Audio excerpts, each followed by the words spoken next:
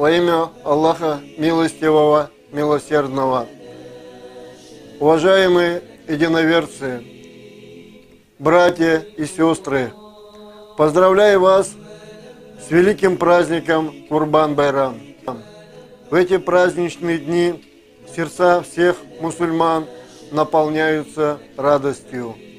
Вспоминая решительность пророка Ибрахима, алейхиссалям, мир ему, готового пожертвовать своей единственной привязанностью любимым сыном.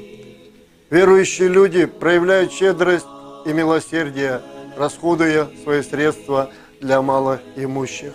В Священном Коране сказано: «О люди, мы сотворили вас равными от одного мужчины и от одной женщины, размножив вас, сделали многими народами и разными племенами, чтобы вы знали друг друга и сотрудничали с друг другом». А в это время миллионы последователей ислама собираются в благословенной Мекке для совершения хаджа, в дни паломничества, полностью предаваясь Всевышнему Аллаху.